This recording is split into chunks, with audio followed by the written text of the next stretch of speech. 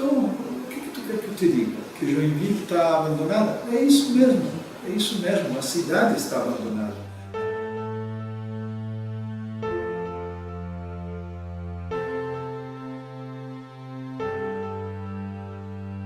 A Constituição de 88, no artigo 182, ela desenha algumas diretrizes gerais a respeito da política urbana.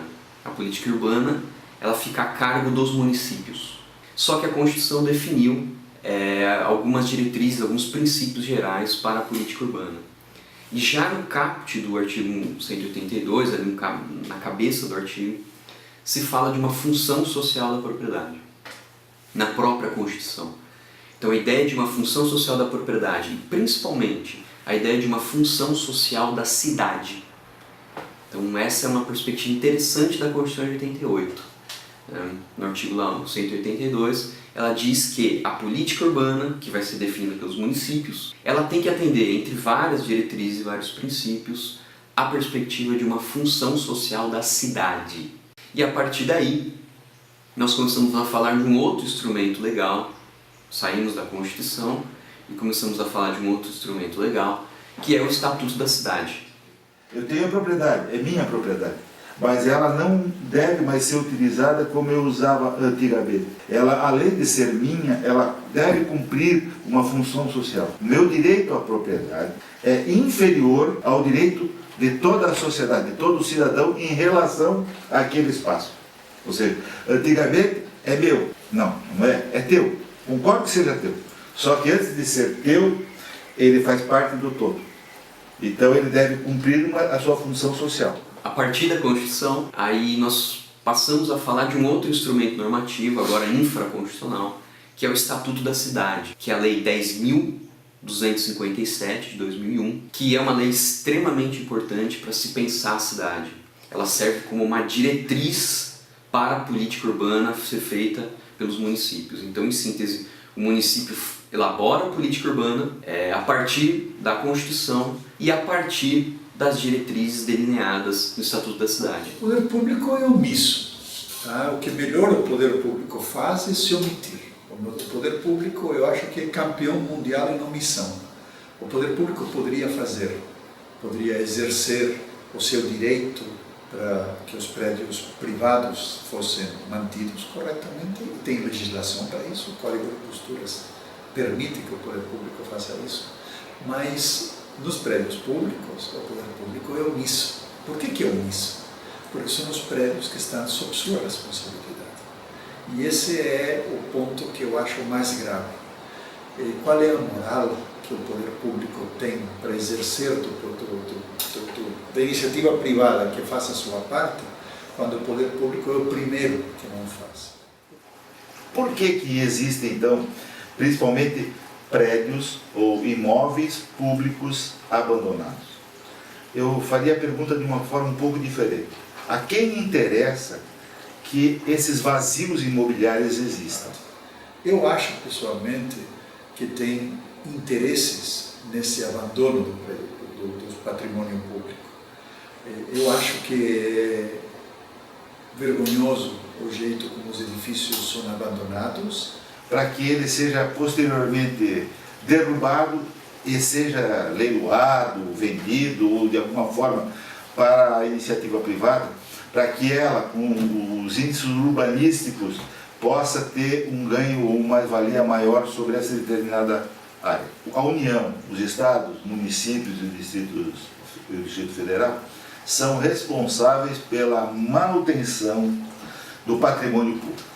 Esse é o primeiro item, no inciso primeiro. No inciso quarto, ele diz que o município deve impedir a destruição ou a descaracterização de bens ou de patrimônio público. Então, mecanismos jurídicos existem. O que eu vejo é que muitas vezes eles não têm aplicabilidade por fatores políticos e, notadamente, econômicos.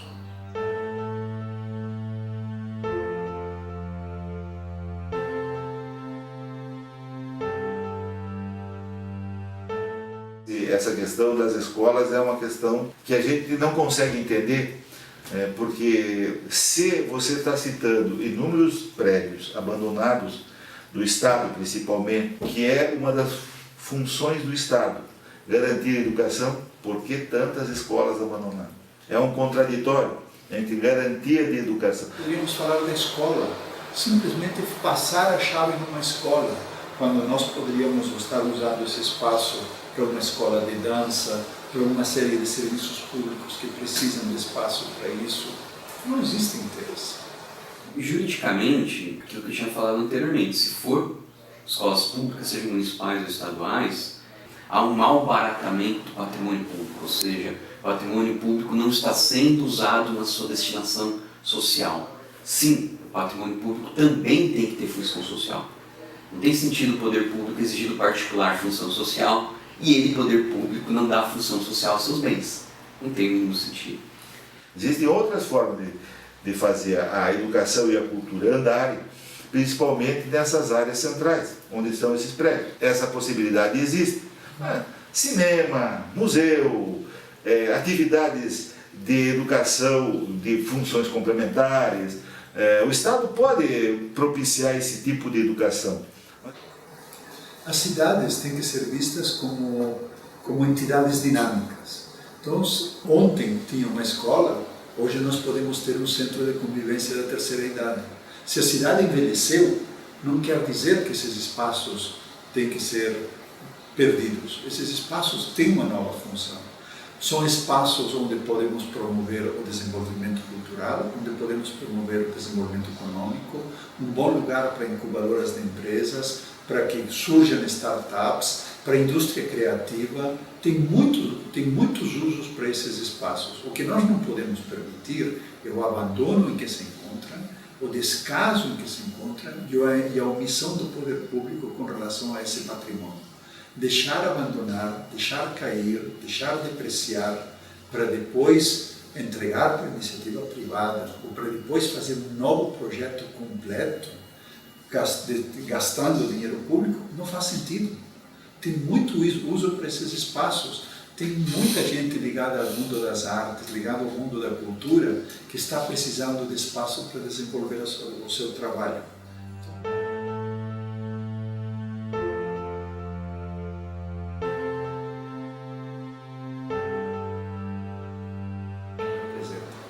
Joinville é uma cidade que não valoriza a sua história. Joinville é uma cidade que deixa a sua história cair aos pedaços. Na realidade, quando a gente perde um prédio público, a gente perde muito mais que o patrimônio, que o valor imobiliário daquele imóvel. A gente perde referência histórica. E preservar a memória, inclusive, é preservar aquela memória que muitas vezes não é uma boa memória, mas é a memória da cidade. Isso também é uma perspectiva nova que está sendo feita, notadamente com a ideia de justiça de transição, com a ideia de comissões de verdade. A cidade tem que preservar a sua estética, a sua memória, a sua histórica, principalmente daquilo que foi ruim, de uma forma de deixar lição para novas gerações. Então, por que não está sendo cumprida esta garantia à memória do cidadão? Hoje em Joinville nós vemos as coisas tombarem, realmente no sentido de tombar, cair. É o que está acontecendo com todo o patrimônio, ou está sendo descaracterizado, ou de alguma forma cumprindo a outros interesses e não a memória. E nessa perspectiva de função social, a ideia de você executar uma política pública da cidade, pensando também na preservação da memória, pensando também na preservação de prédios públicos, prédios particulares, que têm uma função social, uma função histórica, estética. E a gente sente que existe uma política nesse sentido. Abandonar, deixar, não usar, não ocupar, deixar depredar, para depois entregar para a iniciativa privada, entregar para quem? Demolir? É isso? Demolir a nossa história? Acabar com ela? Não faz sentido. A gente não pode concordar com isso.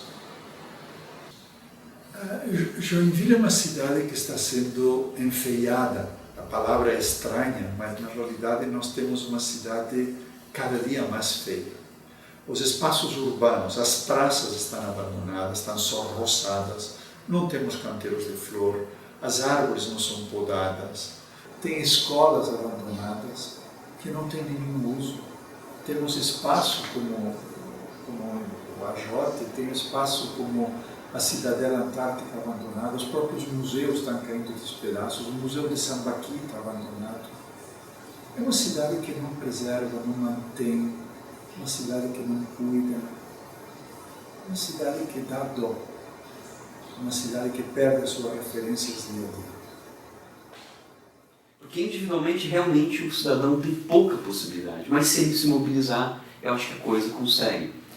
E principalmente aquilo que eu falei anteriormente, o uso de ações de improbidade administrativa. Tá? Talvez hoje é a única ação que os políticos tenham medo. Seria a ação de improbidade administrativa. Talvez.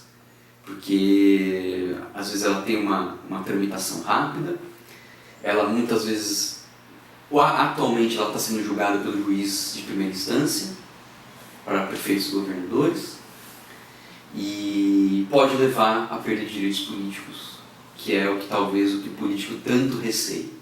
Tá? E além de multas de natureza pecuniária. Então, eu imagino que deve-se começar a utilizar mais as ações de serviços públicas, e aí o Ministério Público tem que entrar em jogo, para cobrar do prefeito, do secretário, do governador, a destinação a esses bens públicos quando se caracteriza abandono.